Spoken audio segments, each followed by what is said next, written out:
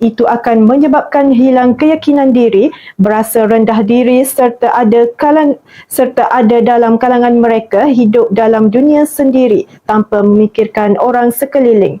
Minggu ini kita bersama Ketua Jabatan dan Pakar Perunding Psikiatri Hospital Raja Perempuan Zainab II, Dr. Fariza Yahya bagi membincangkan masalah kemurungan dalam segmen kesihatan.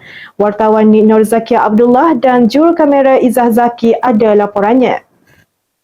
Menurut Ketua Jabatan dan Pakar Perunding Psikiatri HRPZ2 Dr. Fariza Yahya, mereka yang menghidap kemurungan, sukar untuk tidur atau kerap terjaga, kurang bercakap dan suka menyendiri. Jadi seorang yang mengalami masalah kemurungan, mereka juga akan merasakan diri mereka tidak berguna, mereka putus harapan, mereka selalunya hilang minat terhadap sesuatu yang mereka minat. Di samping itu mereka juga kita panggil banyak berfikirlah, menyebabkan mereka sukar untuk tidur ataupun overthinking. Jadi selalunya orang mengalami kemurungan, mereka akan susah untuk tidur ataupun kalau mereka mampu tidur, mereka akan kerap terjaga.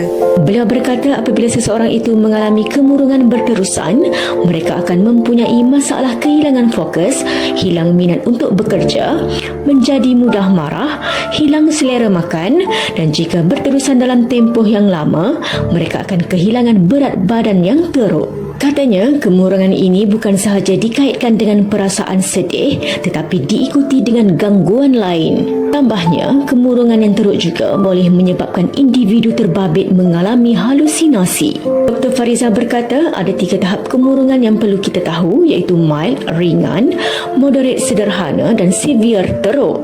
Bagaimanapun menurut Dr. Fariza, ada juga kategori kemurungan unipolar dan bipolar. Ada juga depression ni kita kategorikan sebagai unipolar ataupun bipolar. Unipolar ni memang depres saja. Kalau yang bipolar ni dia termasuk dalam kategori penyakit lain lah, bipolar disorder ni.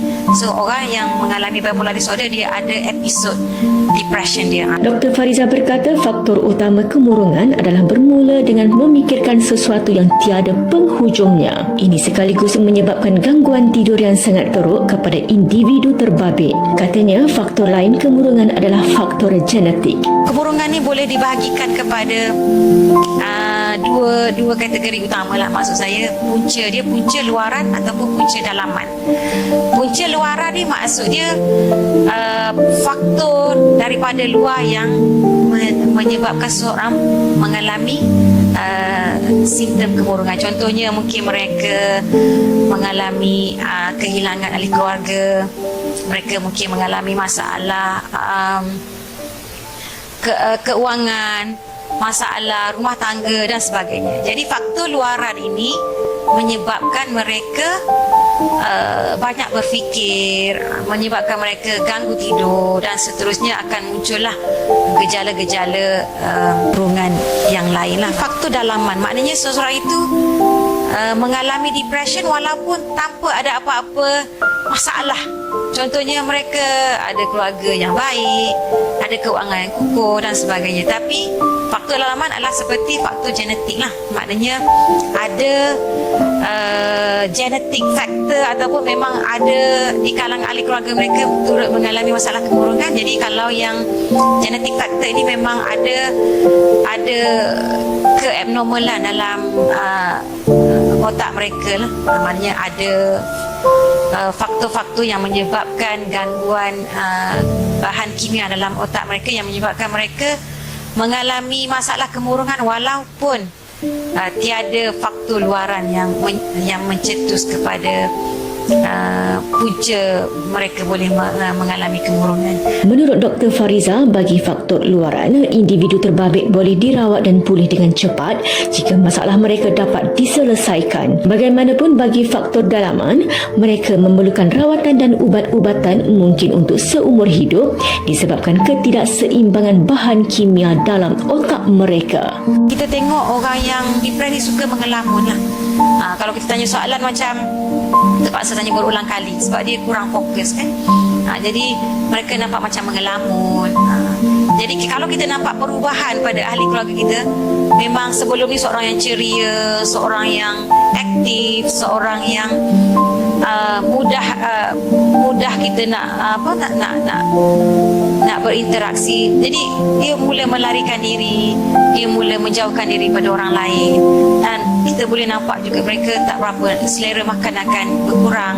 Menurut Dr. Fariza, individu yang mengalami kemurungan sebenarnya perlu mengambil inisiatif sendiri untuk berkomunikasi dengan seseorang bagi membantu mereka memberi idea bernas dan menyelesaikan masalah tersebut. Mereka perlu meluahkan apa sahaja yang terpendam dan terpuku di dalam hati mereka. Jangan kita pendam, jangan kita biarkan bersendirian, sebab bila kita bersendirian mulalah datang pemikiran-pemikiran yang negatif. Bila seorang itu mengalami kemurungan, kita banyak berfikir secara negatif. Mungkin kalau kita tengok dan kita sangat sensitif. Contohnya orang nasihat kita, mungkin nasihat dia tu baik tapi kita berfikiran negatif, kita kata dia tu mungkin dah tak suka kita, mungkin dia dah benci kita dan sebagainya lah. Kita banyak berfikiran negatif lah.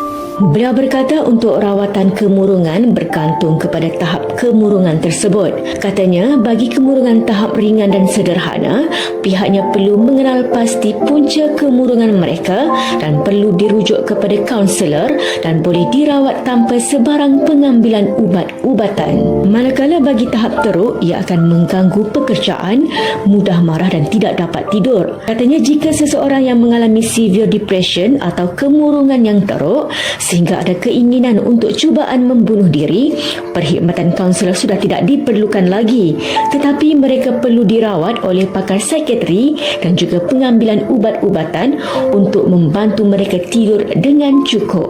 Katanya jika seseorang yang mengalami severe depression atau kemurungan yang teruk sehingga ada keinginan untuk cubaan membunuh diri, perkhidmatan kaunselor sudah tidak diperlukan lagi, tetapi mereka perlu dirawat oleh pakar psikiatri dan juga pengambilan ubat-ubatan untuk membantu mereka tidur dengan cukup. Elakkan berkurung atau bersendirian dan dapatkan rawatan segera jika terdapat tanda-tanda kemurungan.